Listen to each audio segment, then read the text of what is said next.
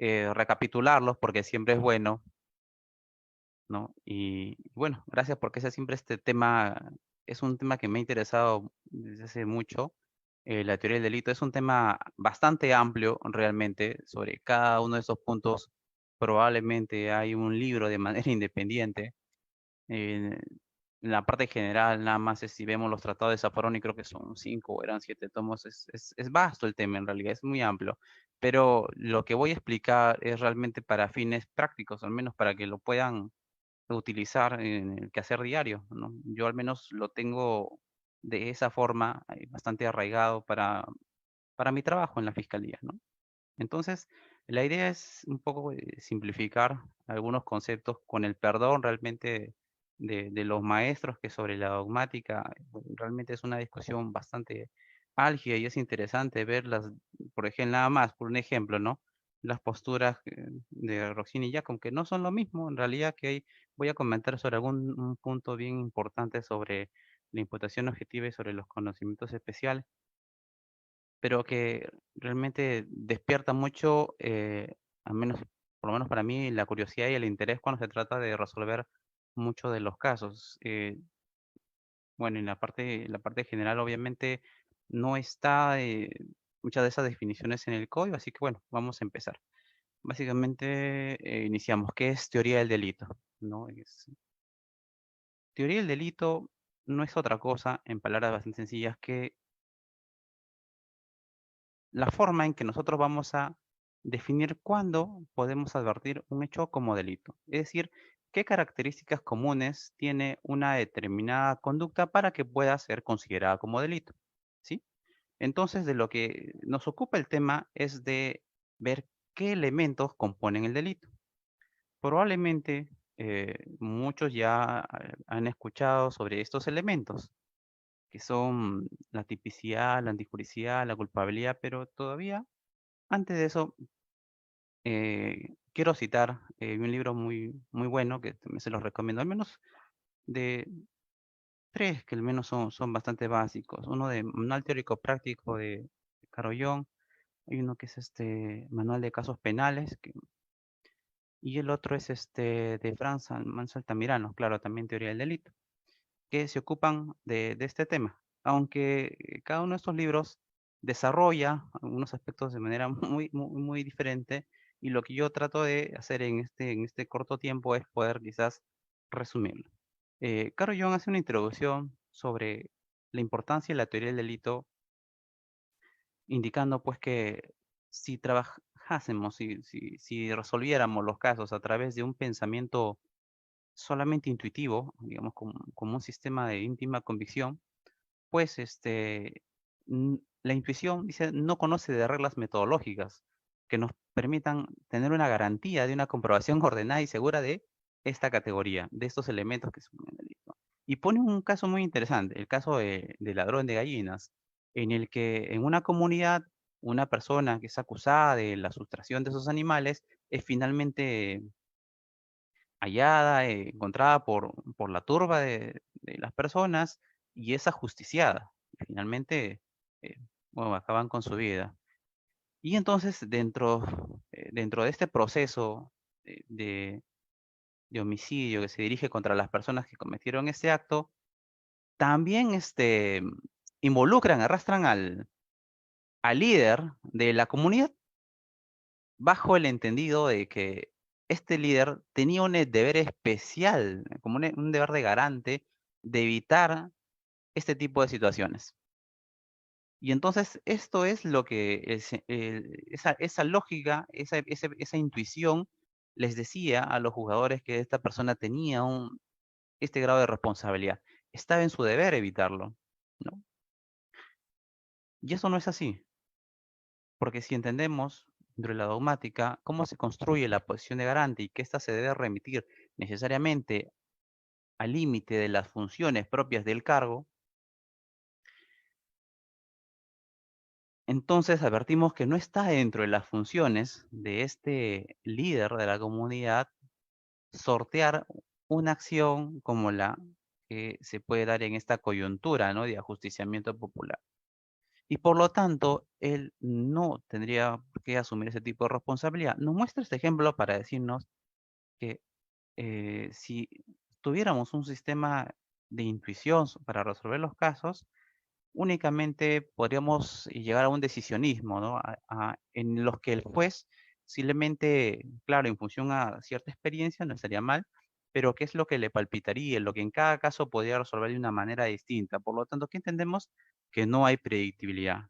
Entonces, a falta de un sistema metodológico, no podemos tener predictibilidad en las decisiones judiciales. Por lo tanto, lo que se busca a través de la teoría del delito, nuevamente, en su concepto, es ver qué características comunes tiene un hecho para ser considerado como delito. Entonces, a través eh, de estos filtros que van a ser cada uno de estos elementos, vamos a poder desarrollar un pensamiento sistemático. Entonces, rápidamente vamos a poder construir mentalmente esta superación de cada una de las barreras para que un hecho podamos calificarlo como delito y proponer la pena que le corresponde a esta responsabilidad, ¿no?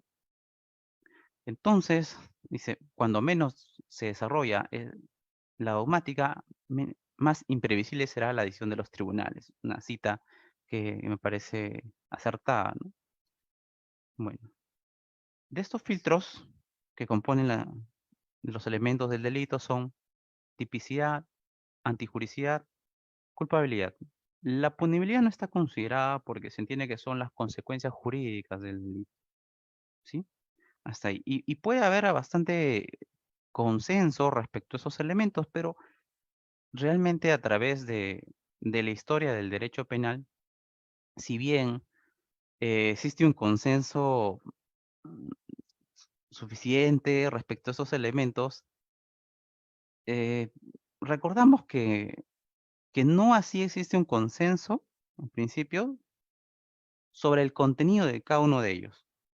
Y esto tiene que ver con la discusión sobre el elemento subjetivo, la diferencia de los elementos objetivos y los elementos subjetivos, ¿ya? Y tiene que ver, aparte de esta distinción, el concepto de acción. Tiene que ver mucho con la evolución sobre el concepto de acción. Entonces, por ejemplo, em, en la escuela clásica, creo que su mayor exponente es von List, ¿no? Donde se concebía esta tipicidad. Acuérdense que el concepto de acción era la causación o no evitación de un resultado en el mundo exterior. Inicialmente el concepto de acción era un movimiento corporal que produce un resultado en el mundo externo. Era un concepto de tipicidad en el que solo se evaluaba que una acción produzca determinado resultado, ¿sí? La antijuricidad era la falta de causa de justificación. Y estos dos elementos eran los elementos objetivos. Y los elementos subjetivos, el dolo, mm, el problema o la importancia de advertir este desarrollo a partir de esas diferentes escuelas es precisamente eso, dónde se encontraba el dolo, con la voluntad de realizar esta acción. Hasta ahí, tipicidad, antijuricidad eran elementos objetivos y la culpabilidad era la parte subjetiva del delito. La culpabilidad abarcaba tanto el conocimiento de la acción como el conocimiento de la prohibición contenida en la norma. Es decir, el control de tus acciones y además saber que eso es algo malo. Esto era bajo un sistema causalista naturalista, un sistema que pretendía resolver las dudas sobre la acción a partir de la ciencia, de las ciencias naturales, ¿no? Porque se indicaba de que pues, si pretende determinar causas y efectos, pues no tenemos que recurrir más que a las ciencias, a la observación, ¿verdad? Y ahí es cuando aparece la famosa teoría de sine qua non, ¿no? Para establecer cuándo son causas de un resultado, son todas aquellas que convergen, ¿no? Porque si quitamos una de estas, pues no se produciría determinado resultado. Bien, el siguiente sistema de la escuela de los neocantianos, uno de los mayores expositores, es Mesger, ya si bien se mantiene este esquema de la tipicidad y la antijuricidad entre los elementos subjetivos y la culpabilidad sigue siendo todavía elemento subjetivo, lo que le agrega es más un sentido humanista axiológico y empezamos a ver la valoración de la conducta para ver si esta acción realmente se ajusta o se adecua con aquella que la norma pretende desincentivar o prever, ¿no? Por eso dice que el delincuente cumple la ley penal, ¿sí? Entonces, ese es el, digamos, es lo que cambia. Y aunque parezca un cambio realmente es sutil, ¿no? En sí despierta mucho el cambio de paradigma en el derecho penal, realmente. Y bueno, voy a leer una cita. En esta escuela que postula la existencia de elementos normativos y subjetivos del tipo, con lo que se separa de la concepción netamente objetiva, estableciendo la necesidad de analizar en el tipo un contenido de valor o de intencionalidad. Se concibe a la antijuricidad ya no solo como una oposición formal, como habíamos visto anteriormente, sino además de una forma material, según el daño que causara a la sociedad. Ya vemos el desvalor del resultado, ¿verdad? De donde se abre la posibilidad de graduar el injusto de acuerdo a la gravedad del daño causado y de establecer nuevas causas de justificación. Por lo que respecta a la culpabilidad, se considera como un juicio de reproche del autor del delito y no solamente desde el punto de vista psicológico. Pero eso no era suficiente. Seguimos evolucionando dentro de las escuelas y como le dije, aunque todos coinciden en los diferentes elementos, en cuanto a su contenido vemos que no es el mismo que hoy tenemos. En el finalismo ya se parece mucho más a donde estamos. Ya es, básicamente, se desarrolla ampliamente el derecho a partir de esta escuela. Y su expositor es Wells, ¿no? Donde la acción viene a ser la acción final como decisión de la voluntad. Y en lo que respecta a autoría, pues empiezan a esas teorías subjetivas, es decir, ¿qué es lo que vincula a una conducta como propia de alguien?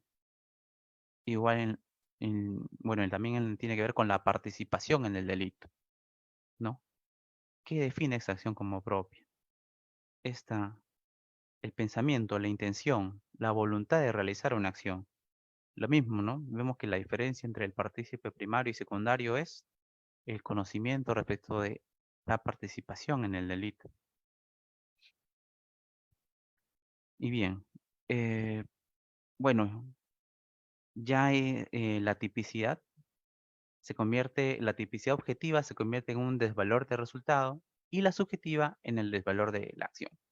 Y ya advertimos allí recién el elemento dolo y culpa dentro de la tipicidad, pues para el finalismo no puede ser de otra manera que en la tipicidad o en la adecuación del supuesto de hecho con la norma, pues ya se tenía que valorar el conocimiento, las intenciones de la persona, ¿no? Y luego el antijuricidad y finalmente la culpabilidad con los elementos actuales que tenemos, que son la imputabilidad, el conocimiento de antijuricidad y la exigibilidad.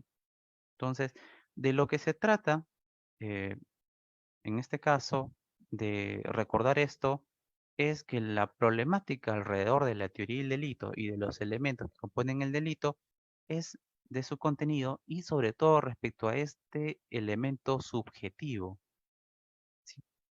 El dolo, en muchos casos, ¿no? Pero vamos a ver que no en todos los casos le llamamos dolo, pero también aplicamos un...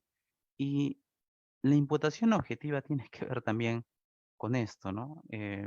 Ya en el siguiente sistema, el sistema funcionalista, ya queda algo todo mucho mejor desarrollado, donde hay un hecho, que es una acción causal, consciente, humana, voluntaria, hay una no acción, que es a través de la fuerza irresistible o los momentos reflejos, donde ya existe en la tipicidad una parte objetiva y una parte subjetiva.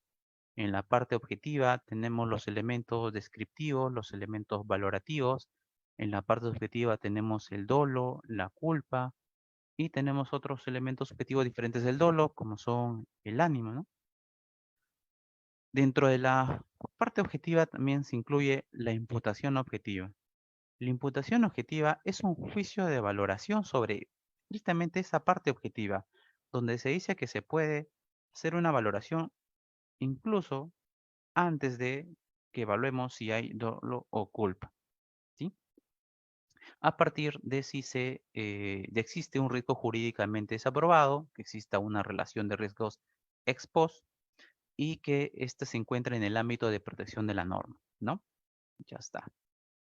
Respecto a la antijuricidad, vemos que ya tenemos definido las causas de justificación, como la legítima defensa, el estado de necesidad, el ejercicio legítimo de un deber, un derecho, y tenemos los elementos negativos del tipo. Dentro de la culpabilidad, ya lo hemos dicho, la imputabilidad, conocimiento de la antijuricidad, exigibilidad, y luego, bueno, la punibilidad que contiene las excusas absolutorias y las causales objetivas de punibilidad, ¿no? Los umbrales para que sea considerado como delito. Y entonces llegamos a este último modelo y bueno, vamos a explicar un poco de, de qué significa y algunas fases negativas. Por ejemplo, en la acción. eh, bueno, en principio, a ver, cuando hay una sola acción, creo que yo lo había comentado antes, y nosotros debemos aplicar un concepto óntico normativo, siguiendo a Zaffaroni. Esto es que para definir una acción no lo es el movimiento corporal, porque de ser así, en algunos casos, en la repetición de un movimiento podríamos estar hablando de muchos delitos, menos aún el concepto de acción a partir del resultado, sino tenemos que advertir el concepto de acción, o bueno, tampoco no solamente es estrictamente jurídico, la acción como aquel desarrollo de actividades, ¿no? previstas en la norma o digamos las acciones que calzan perfectamente en el supuesto previsto en el tipo. No solamente eso, porque puede haber también en la repetición de esas acciones y si una persona ingresa a una casa sin permiso, ingresa, sale, vuelve a ingresar y cada vez estaría cometiendo un delito. Entonces, no solamente es el cumplimiento estrictamente jurídico de las acciones que encajen o encuadren en el supuesto penal, sino también bajo un límite óntico normativo. Y lo óntico es, como hecho del mundo, como lo explica Safroni, tiene que ver con la intención de la persona. Es decir, los límites de cuando se definimos una acción o varias acciones tienen que ver con la intención.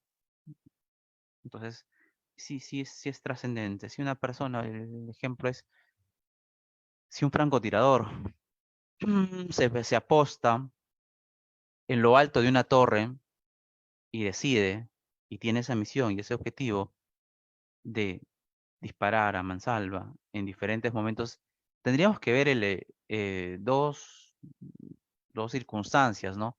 Espacio-tiempo. Se desarrolla en el mismo ámbito territorial, espacio, y si éstas se desarrollan también si no hay un prolongado espacio, no es que se realiza una vez cada semana, no es cada mes, para poder decir que es una sola acción o varias. El concepto de acción cambia mucho desde este concepto naturalista, como ya lo indiqué.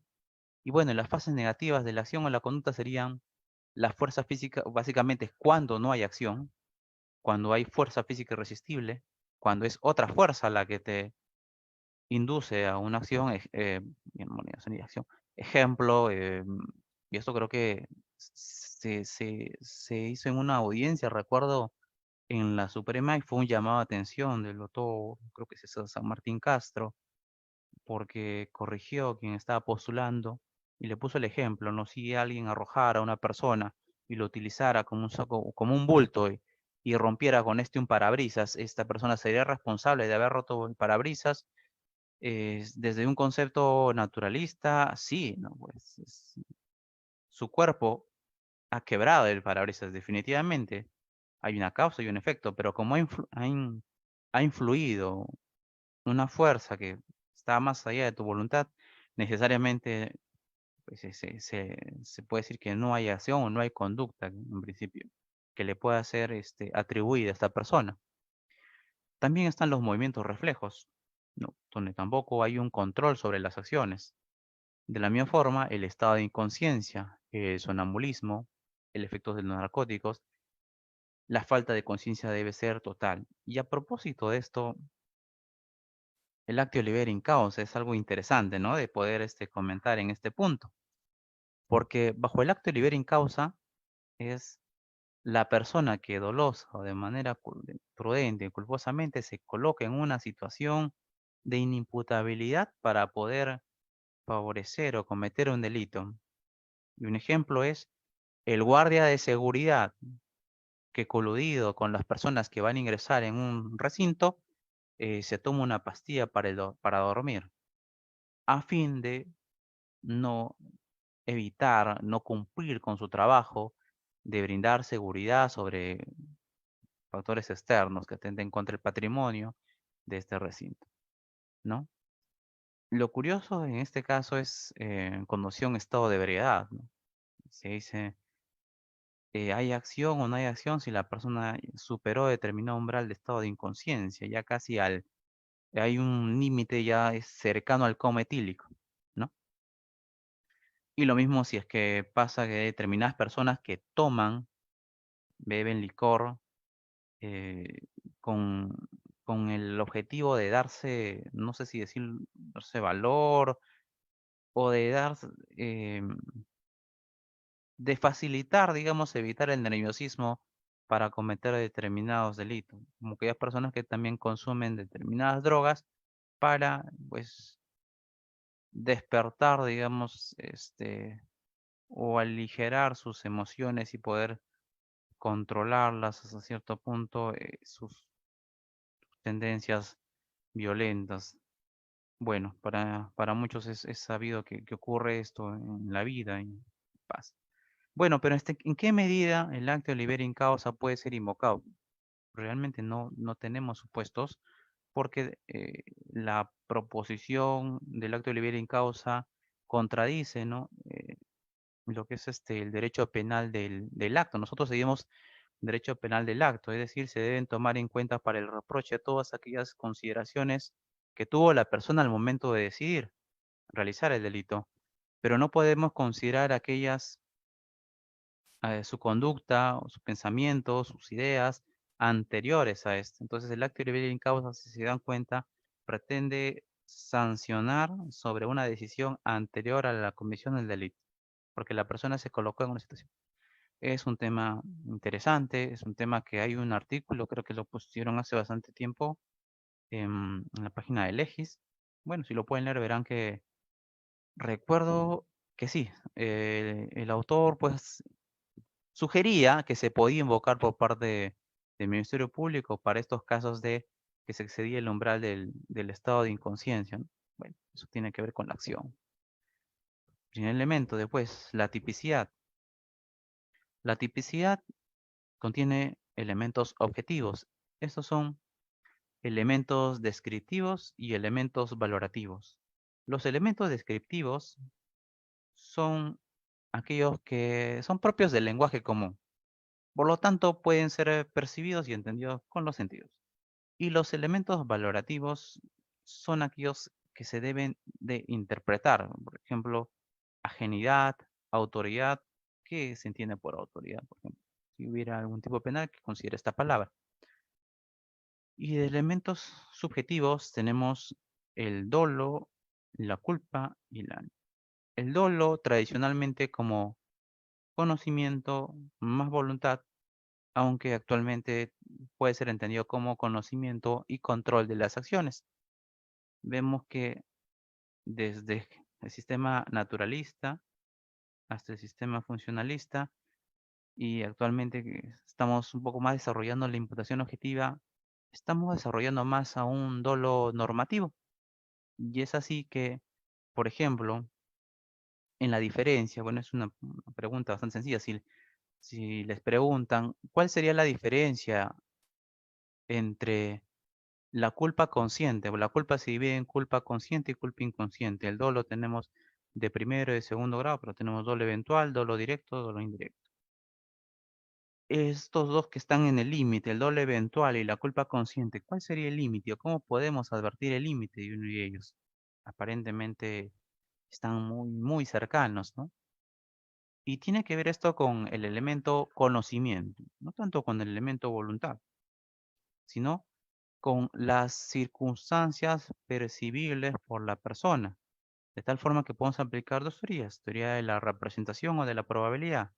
Decimos, en función a lo que la persona tenía presente delante de sí, que podía comprender este contexto, se podía representar, era probable que él pudiera saber que la consecuencia de sus acciones iba a llevar a tal o cual resultado lesivo. Si decimos sí, si es alta la probabilidad, si es alta el nivel de representación, entonces es doble eventual.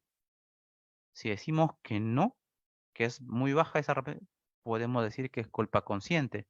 En la culpa consciente, acuérdense que es cuando la persona advierte de un riesgo, pero que él cree, él considera que no va a pasar nada, que él tiene las habilidades suficientes para superarla. Bueno, y entonces, ya, este es el comentario. Ah, perdón, esto sí era importante. Dentro de la tipicidad y dentro de la tipicidad objetiva está precisamente ahí la imputación objetiva, ¿no? Vemos la imputación de la acción y la imputación del resultado. Dentro de la imputación de la acción, el riesgo permitido, el principio de confianza, la prohibición de regreso y la competencia de la víctima. Principio, el riesgo permitido. Vivimos en una sociedad de riesgos y por lo tanto los riesgos deben ser tolerados en la medida que estos no excedan de determinado umbral que la sociedad tenga bien establecer, por ejemplo, en el tráfico vial a través de reglamento de tránsito. Por el principio de confianza debemos nosotros entender que en la división del trabajo debemos asumir que nuestros compañeros son responsables cada quien de su parte y por lo tanto así bajo una causalidad naturalista, una persona no responde penalmente por el error o la omisión que pudiera tener otra persona en esa división del trabajo. El ejemplo del médico que pone un inyectable, pero ese inyectable debía ser preparado por la enfermera y que no lo hace con la dosis apropiada. Desde un punto de vista causal, es el médico quien hace la inyección, pero a partir de esta evaluación de las acciones y del contexto, advertimos que en esta división de trabajo le correspondía a la enfermera, ¿no?, tener las precauciones de la dosis que eh, tenía que ponerse. Por la prohibición de regreso, se prohíbe al partícipe que su responsabilidad regrese a las intenciones del autor. Tiene que ver con la participación en el delito. Y esto es un poco discutible en la prohibición de regreso. Y tiene que ver con las dos posturas, o estos dos autores bastante muy famosos, muy conocidos, Roxin y Jacobs. Pues yo esto también, en sentido estricto, Jacobs define que si la persona se ajusta al cumplimiento de su rol, pues no puede haber ningún tipo de responsabilidad. No puede haber. Sin embargo, para Roxin adhiere lo que son los conocimientos especiales, ¿sí? Y esto, ¿qué tiene que ver? Tiene que ver en el conocimiento. Es tan importante el elemento conocimiento, y eso es un poco de la crítica que se hace a la imputación objetiva, que no puede haber imputación objetiva sin elemento subjetivo. Pese a que estamos hablando solo de valoración tipo objetivo, no puede haber. Necesariamente tiene que considerar ciertos elementos objetivos, aunque se le va a denominar de otra forma. Y lo ponemos mejor, un ejemplo bastante sencillo. Si una persona condujera su vehículo a 50 kilómetros por hora, es decir, tiene licencia de conducir, un vehículo que tiene las revisiones técnicas, está siguiendo la regla de tránsito, está en la velocidad adecuada. Pero de pronto puede cruzar un niño, estar jugando con una pelota, como puede también pasar una persona en estado de ebriedad que está desvariando y bueno, decidió cruzar por la pista. Ya está. Bajo la, bajo la teoría de Jacobs, la persona que se remitió a su rol, pues no tendría nada que ver con la responsabilidad. Él se ajustó a su rol. Punto. Pero eso no es del todo lógico. Cualquiera de ustedes podría decir, oye, pero estaba delante suyo. Él estaba a 100 metros de distancia, 50 kilómetros por hora, y pudo advertir. Y pudo haber frenado, pudo haber girado, pudo haber tenido algún tipo de acción para evitar este posible resultado lesivo para esta persona. Y esto es así. Eso se le llama como los conocimientos especiales, como aquellos conocimientos que rodean a las circunstancias, es decir, al contexto en concreto, ¿no? Por lo tanto, es importante para no caer en la provisión de regreso que todas son conductas neutrales, advertir los conocimientos alrededor de una contribución, una posible contribución con el delito. Es decir, una conducta neutral sí puede ser instrumentalizada cuando la persona que sirva de instrumento tiene más o menos un alto grado de representación de que está contribuyendo con el delito. El ejemplo que les pongo es del mismo vendedor de cuchillos que tantas veces hemos escuchado, quien a pesar de el anuncio que le hace su comprador de que lo utilizará para darle ajusticiamiento a su infiel esposa, no tiene mayor responsabilidad porque no está dentro del ámbito de sus competencias o de su función como vendedor ocuparse de lo que las personas puedan hacer con estos productos, ¿verdad? Entonces está fuera del ámbito de su rol. Sin embargo, no ocurriría lo mismo si este señor que tiene estas malas intenciones para con su pareja eh, pidiera que le vendan un cuchillo en circunstancias que tuviera a su mujer en el piso, golpeada y siendo arrastrada a la fuerza. Advertimos que la representación, el conocimiento que tendría esta persona sobre este hecho, le podemos decir que sí tiene alto grado de representación, que está contribuyendo con un delito y por lo tanto, entonces ya no podría ser una conducta neutral. Vemos que dentro de la imputación objetiva también se valoran elementos subjetivos a partir del conocimiento, ¿no? El conocimiento, como sabemos, pertenece al dolo. Y esto le quería compartir. En el ámbito de la imputación de resultado, tenemos lo que es la valoración de si los hechos se ajustan al ámbito de protección de la norma. Eh, por ejemplo,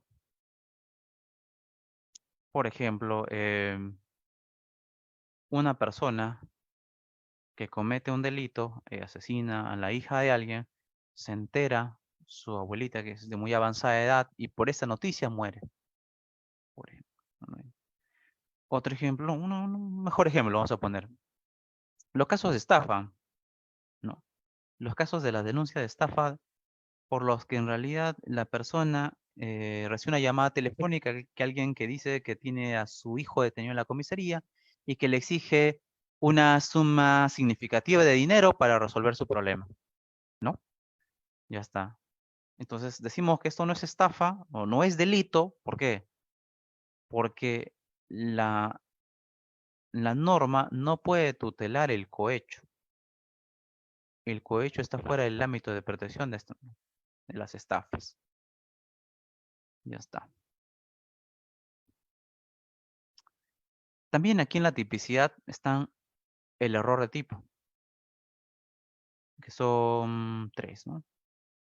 El error sobre el objeto de la acción, que es error impersonal. El aberratio ictus, error en el golpe. El dolo generalis, el dolo que abarca las consecuencias, inclusive hasta la desviación causal, dicen que no es esencial. En el primer supuesto, la persona Y, bueno, y en todos estos casos del error tipo lo que se hace es cuestionar el dolo, ¿no? Si la persona disparaba creyendo que era un animal, pero no era un animal, sino un sujeto disfrazado, bueno, ¿se le puede imputar el delito de homicidio o no se le puede imputar? Y bueno, precisamente se pretende negar el dolo en estos casos. En el aberratio ictus, si la persona quería matar a Raúl, pero falla y muere José, finalmente tenía la intención de matar. ¿Debe responder por homicidio doloso de José o culposo? Bueno, culposo. En el dolo generales, eso unos ejemplos bien interesantes. Si la persona pretende asesinar a otra a través de un golpe en el martillo, creyéndola muerta, eh, pretende liberarse del cuerpo a partir de arrojarlo hacia un barranco, pero la persona no estaba muerta realmente, sino que muere por el golpe que tuvo en la playa. Entonces se dice que el dolo debe abarcar todas estas consecuencias. Una excepción a esto, también lo desarrolla Rossin en su libro, y es si es que la persona luego de cometer este golpe con el que pretende quitarle la vida, decide de pronto cambiar de opinión y tiene este instinto se retracta y pretende salvarle la vida. Y entonces se dice que ahí sí habría una interrupción del curso causal porque ya hay intenciones diferentes. Ya tenía una intención inicial de cometer un delito, pero luego tiene una intención de reanimar, si se arrepiente de eso. Pero en todo caso, si es un ejemplo de cualquier examen que les puedan tomar sobre esto, el dolo general es, como le digo, la desviación causal no es tan esencial, sino que el dolo debe abarcar todas esas consecuencias. Ese es un ejemplo típico. La antijuricidad. En la antijuricidad tenemos la antijuricidad formal y material. Formal porque es un acto contra la ley. Material porque existe un riesgo o una lesión del bien jurídico tutelado por el derecho. En este punto están presentes las diferentes causas de justificación: la legítima defensa, el estado de necesidad justificante, obrar por disposición de la ley, obrar en cumplimiento de un deber, obrar en ejercicio legítimo de un derecho, oficio o cargo, y el consentimiento. En la legítima defensa, sus elementos, ¿cuáles son? Agresión ilegítima, racionalidad de los medios empleados, falta de provocación suficiente, pero tenemos que tener en cuenta un cuarto elemento que no está en el código, pero es la temporalidad, ¿no? No vale la legítima defensa después de una hora, ¿no? Tiene que hacerse de manera inmediata y con la misión de repeler la agresión. Hay que diferenciar, bueno, también tenemos la legítima defensa perfecta e imperfecta, ¿no? Perfecta porque cumple todos los elementos, imperfecta porque tiene agresión ilegítima, pero puedan que algunos de los siguientes elementos no estén o no estén completamente justificados, ¿no? Por ejemplo, no puede ser, no necesariamente puede haber una racionalidad del medio empleado, puede ser demasiado superior, no puede haber una proporcionalidad adecuada y entonces hay una legítima defensa imperfecta. Pero en sí el primer elemento es esencial. Sin agresión ilegítima no tenemos legítima defensa. Y hay un supuesto muy especial en este caso, donde la agresión ilegítima no está del todo presente, pero la persona sí cree que lo está. A esto le llamamos la legítima defensa putativa, que no está aquí, no está en la antijuricidad, está en la culpabilidad. ¿Ya? El estado de necesidad justificante en la ponderación de derechos, intereses, existe, o bienes jurídicos, se sacrifica uno de menor valor sobre otro. Vida sobre patrimonio, ¿no? La persona que es perseguida por, bueno, criminales y decide ingresar sin permiso en una vivienda, también es una violación a un bien jurídico, pero lo hace para salvar su propia vida. Esto no es justificante. Obrar por disposición de la ley, obrar en cumplimiento de un deber, obrar en ejercicio legítimo de un derecho. En este caso, un caso interesante es el de tráfico de influencias, ¿no?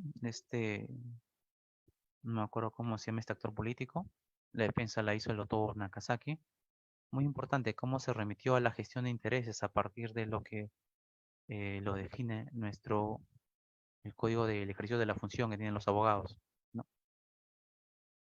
Y el consentimiento, las prácticas de artes marciales, de boxeo, efectivamente hay un resultado lesivo, hay daños al cuerpo, pero como eso se han dado con esta anuencia del titular del bien jurídico, bueno, es una causa de justificación, no sería un hecho antijurídico.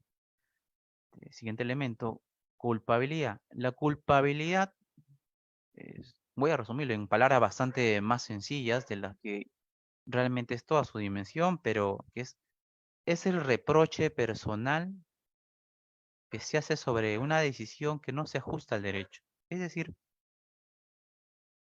es un juicio sobre por qué la persona tomó una decisión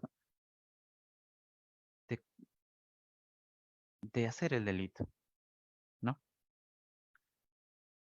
Y por eso tenemos presentes esos elementos. Uno, que tenga la capacidad legal de asumir responsabilidad, sea mayor de 18 años, que tenga esta capacidad o las facultades psíquicas de comprender, de racionalizar sus acciones, que además sepa que lo que está haciendo es algo malo, que tenga se dice, el conocimiento de la antijuricidad, también llamado un doble dolo.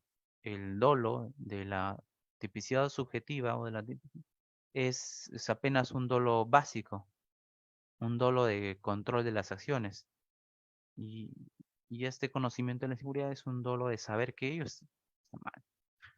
Por supuesto, la fase negativa del conocimiento de antijusticia es el error de prohibición. La persona que no sabe que lo que está haciendo algo malo. Y puede haber un error de prohibición directo o indirecto. En el primer supuesto es que no sabe que lo que está haciendo es algo malo, y en el segundo supuesto es que cree que existe una causa de justificación que legitime su acción, que él sabe que es una acción que puede estar cometiendo un delito, pero que él considera de que no, que realmente la ley se lo ampara, se lo justifica. Y podríamos decir un ejemplo. em, qué sé yo, a ver, un caso de usurpación, viene el hermano creyendo que por ser familiar de su hermano, pretende hacer una defensa posesoria, ¿no? De facto, y se va a las manos y se va con violencia a desalojar a esta turba porque tienen un conflicto sobre sus tierras. Y eso ciertamente ha pasado en algunos casos, realmente. Ha pasado en algunos casos en usurpación, en donde se involucran la familia, los amigos, y estos creen que están en la legitimidad de salir en la defensa de los intereses de las personas a quienes ellos valoran o tienen a bien en esta relación cercana de amistad o parental. Bueno, pero en todo caso podemos decir que es un error de provisión indirecto, ¿no? Inclusive, a ver qué pasaría si hay un conflicto entre dos vecinos sobre una propiedad que no está del todo definida y hay una construcción que a esta persona le interesa destruir para poder levantar su casa y lo hace y luego que se verifica que los planos realmente era una parte que no le correspondía, pues podríamos decir que esta persona estaba también considerando de que tenía alguna causa legitimadora, sabía que probablemente esta construcción no le pertenecía, pero pensaba que estaba legitimado de poder destruirla por ser propietario del área. Bueno, podríamos todavía también ponerlo como ejemplo. Eh, las fases por eso negativas tenemos la anomalía psíquica, la grave alteración de la conciencia, como ya lo dije. Esta podría ser el estado de embriaguez, el estado de revisión hasta altos estándares, pero sin el umbral de la pérdida total de la voluntad, ¿no? En las escalas, ¿no? De grado de alcohol, antes de llegar a la pérdida de la voluntad total, hay todavía grados de alteración de la conciencia, donde la persona todavía tiene cierto control. Importante también es decir que las personas que tienen un problema mental, y eso a veces es también un ejemplo para resolver los casos, puede ser una pregunta de examen, incluso, si hay un dolo, realmente. Por eso, si entendemos que una cosa es el dolo básico y otra el conocimiento de antijusticia y la alteración de la conciencia, advertimos que la persona que tiene una representación disociada de la realidad, pueda que para esa persona eh, se esté defendiendo, o sea, cuando tiene una reacción violenta, en su mente se está defendiendo de una presunta agresión. Por lo tanto, sí hay un dolo básico porque está controlando sus acciones, pero no puede haber elemento de culpabilidad porque tiene una representación disociada de lo que realmente sucede, ¿no? Y el siguiente elemento, que no es un elemento del delito, pero igual lo mencionamos, que es la punibilidad, que son las consecuencias jurídicas del delito, donde están presentes las excusas absolutorias, ¿no? Eh, no se sancionan, no reciben un reproche penal, no reciben pena, hurtos, sustracciones, apropiaciones entre cónyuges, una línea de parentesco, con excepción de los cuñados si es que vivan en el mismo domicilio, o cuñados y hermanos, porque mientras vivan en el mismo domicilio es la excepción. Y cosas absolutorias también se aplica en encubrimiento personal, ¿no? No se reprocha, no recibe pena el familiar que alberga a su hermano, por ejemplo, que está escapando de la justicia. Y luego tenemos las causales objetivas de punibilidad, que no son sino los umbrales que ha definido el legislador de cuándo un hecho debe recibir o no recibir sanción. ¿Sí? Muy bien. Entonces, de eso se trata un poco, que es una introducción a la teoría del delito de lo que he comentado, de entender cómo definimos estos elementos para la construcción del delito y poder establecer un método dogmático, como ya lo mencionamos, para cada caso evaluarlo de esta manera. Entonces, cuando eh, podamos leer una situación, un hecho, evaluarla primero. ¿Existe conducta? Porque si no hay conducta, no hay nada más. Luego, si es conducta, esta conducta se ajusta al tipo.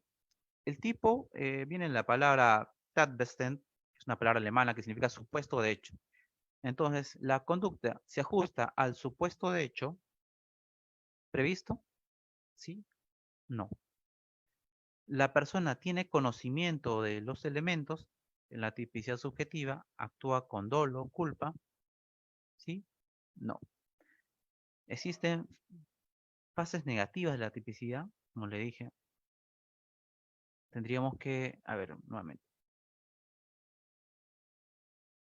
Podríamos ver que puede haber un error de prohibición, perdón, puede haber un error de tipo, puede no superar el riesgo permitido, puede no superar el principio de confianza. Entonces, cada uno de estos filtros lo tenemos que aplicar de esa manera. Si primero hay acción, si hay tipicidad, si se cumple con los elementos objetivos, si se cumplen con los elementos subjetivos, hay tipos penales que además de esos elementos consideran un, un elemento adicional, como es el ánimo, por ejemplo, como el animus necandi, que es el ánimo de matar, el animus laedendi, que es el ánimo de lesionar, el animus lucrandi. Entonces, la acción y el dolo del conocimiento y el control de los actos a nivel básico, todavía bajo un ánimo o una intención adicional. Hay determinados delitos en los que la intención está em, presente en el momento en que se comete la acción. Por ejemplo, en los delitos de violación, el ánimo es un ánimo de satisfacer el apetito sexual, como hay otros delitos donde este ánimo está presente o esta intención está presente un poco más allá, se distancia un poco del momento en que se realiza la acción. Por ejemplo, lavado de activos, por ejemplo, usurpación, ¿no? Porque la persona si bien comete violencia, comete daños, puede cometer pero lo hace con una intención de desposesión, ¿no? De desposeer a otra persona. Entonces, nuevamente, vemos si hay acción, si no hay un supuesto negativo de la acción, si hay tipicidad, si se cumple con los elementos objetivos, subjetivos, si no hay un supuesto de error de tipo, si se cumple la imputación objetiva, porque también puede haber algún supuesto. Eh, Luego, si es que esta acción es contraria al derecho, si pone en riesgo gravemente o perjudicó, lesionó, menoscabó un bien jurídico tutelado por el derecho, si es que no se presenta una causa de justificación, como la legítima defensa, estado de necesidad y demás. Luego, si la persona tiene capacidad legal para asumir la responsabilidad, está en sus facultades físicas mentales, tiene conocimiento que lo que está haciendo es algo malo y que no le sea exigible otro tipo de conducta. Es decir, que no tenga algún deber especial de garante o de actuar de un modo. Por ejemplo, el deber de garante, ahí tiene dos corrientes, ¿ya? Fuentes formales y fuentes no formales. Pero de las más conocidas, las fuentes no formales, la relación por parentesco, eh, por la división de trabajo, los alpinistas, por, por contratos, los amas de casa, los salvavidas, por la función, por ejemplo, los policías, ¿no? Que sí tienen un deber de actuar. Ese policía sí tiene un deber de actuar, ¿no? ¿Ya? Y bueno, hasta ahí. Entonces, de eso se trata la teoría del delito, de establecer este sistema de filtros y entender cada uno de ellos y su contenido para poder analizar sobre cada uno de esos hechos de esa forma. Que sea una conducta, que exista acción, que exista tipicidad, que exista anticuricidad y que se presente la culpabilidad. Si reunimos todos los elementos, naturalmente estamos frente a un hecho que debe ser catalogado como delito. Y de eso se trata esta pequeña introducción, al efecto de que ustedes puedan ver la importancia de esto para entender que esto debe propiciar la predictibilidad de las decisiones judiciales, ¿no? El tema discutible para mí siempre va a ser el principio de mínima intervención, ¿no? ¿Cómo se debe aplicar? Hay jurisprudencia que la aplican sobre determinados hechos por la cuantía, ¿no? Que eso podríamos decirlo que también está dentro de la antijuricidad material, ¿no? La antijuricidad formal, el acto contrario al derecho. Antijuricidad material es el desvalor de resultado, ¿no? Es el perjuicio real que ha tenido el bien jurídico. Entonces, si este perjuicio es mínimo, es escaso, es nimio, entonces no se estaría superando la antijuricidad material. Bueno, yo lo entiendo así. Claro que también en la jurisprudencia hay algunos casos en que se desarrolló esto como principio de mínima intervención del derecho penal, pero el tema está también, es una crítica personal, que cuáles serían los límites de aplicar este criterio de mínima intervención. ¿Cuándo podemos decir, en este caso, me parece que no hay demasiada lesión al bien jurídico y en este caso sí es una lesión suficiente que me permite a mí exigir un reproche penal, ¿no? Como esa barrera es un poco gaseosa, ¿no?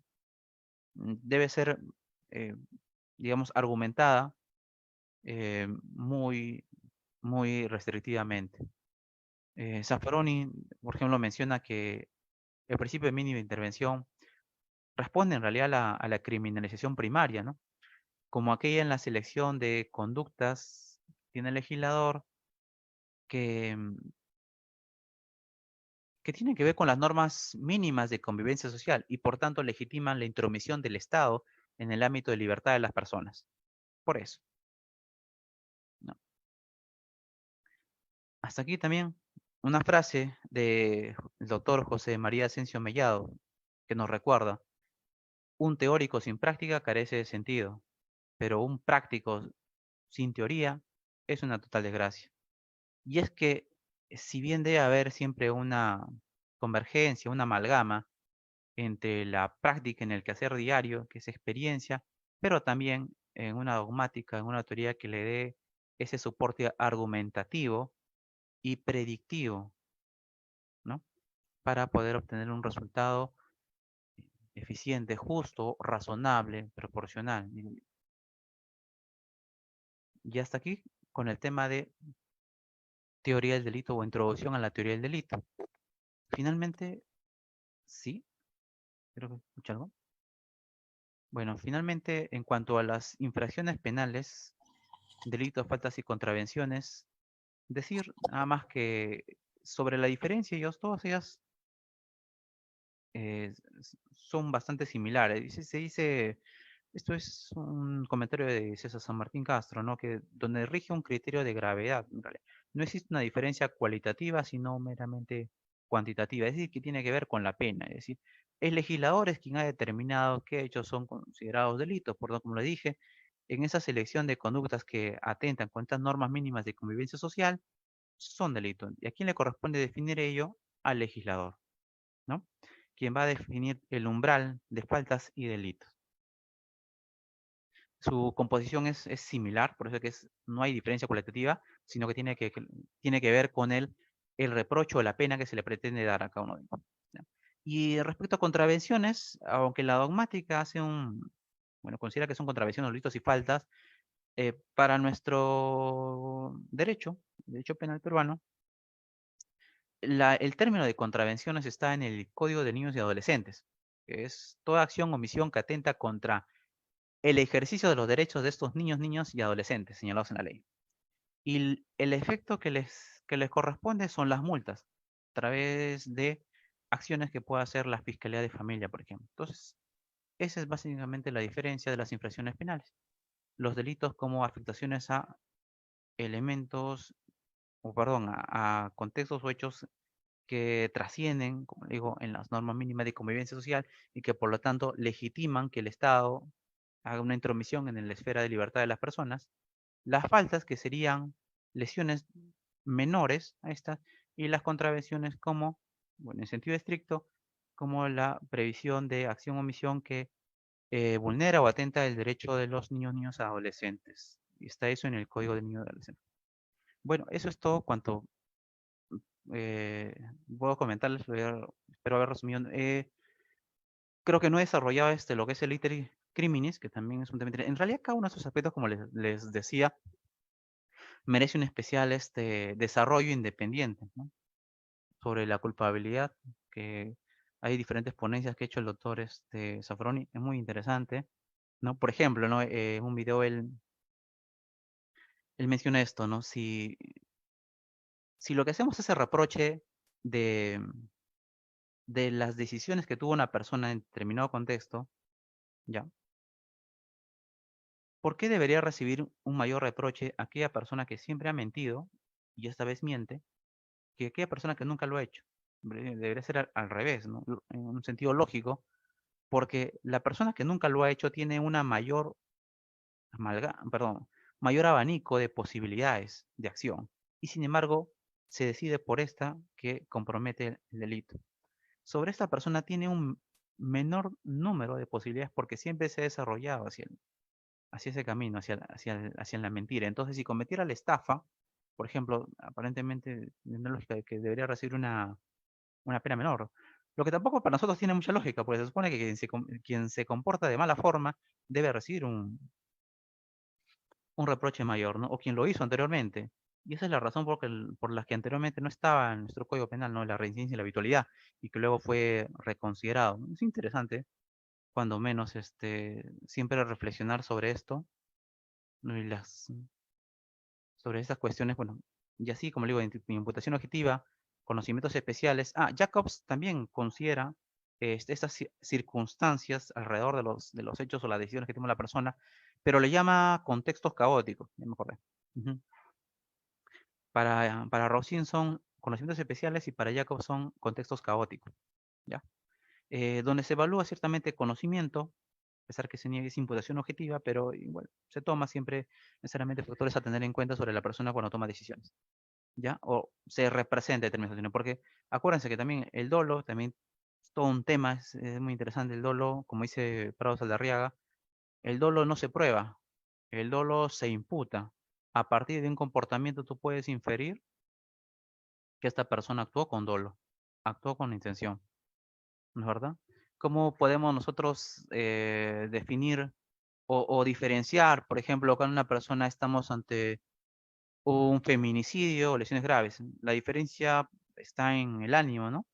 El animus necani y el animus laedende. Pero ¿cómo podemos saber? ¿Hay un